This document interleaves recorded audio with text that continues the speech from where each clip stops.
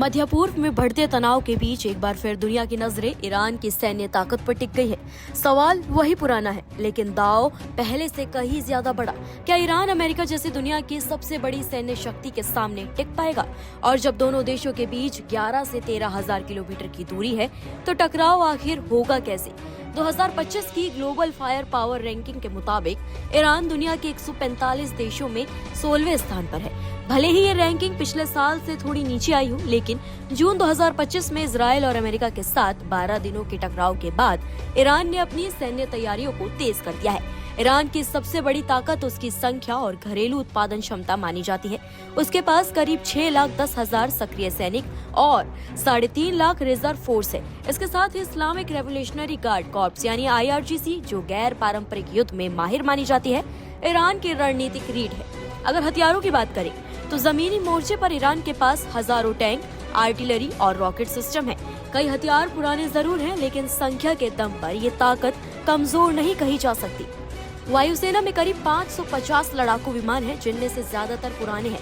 लेकिन ईरान की असली ताकत आसमान में नहीं, ड्रोन और UAV में है। विशेषज्ञ मानते हैं कि ड्रोन तकनीक में ईरान दुनिया के अग्रणी देशों में शामिल है। नौसेना के मोर्चे पर छोटी तेज नावें, पनडुब्बियां और समुद्री माइंस फारस की खाड़ी में अमेरिकी जहाजों के लिए बड़ी चुनौती बन सकती है। और सबसे अहम, ईरान का मिसाइल कार्यक्रम, जिसके पास हजारों बैलिस्टिक और क्रूज मिसाइलें हैं, जिनकी रेंज 2 से 3,000 किलोमीटर तक बताई जाती है। लेकिन दूरी का सवाल अभी भी सबसे बड़ा है। अमेरिका ईरान से दूर है, मगर उसके सैन्य ठिकाने कतर, बहरीन, UAE, सऊदी अरब, इराक, जॉर्डन और कुवैत में मौजूद हैं। अरब सागर और फारस की खाड़ी में तैनात अमेरिकी एयरक्राफ्ट कैरियर इस दूरी को और भी छोटा कर देते हैं। विशेषज्ञ तो साफ कहते हैं, ईरान सीधे अमेरिका की जमीन पर बड़ा हमला करने की स्थिति में नहीं है, लेकिन वो मिडिल ईस्ट में मौजूद अमेरिकी ठिकानों को निशाना बना सकता है।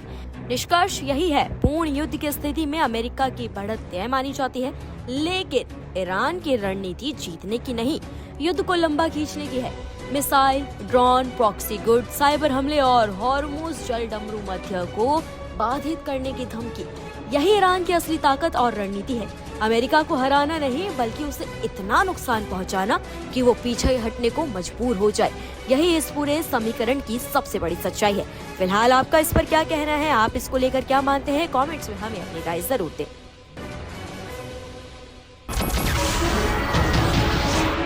नमस्कार, मैं हूं मानक गुप्ता।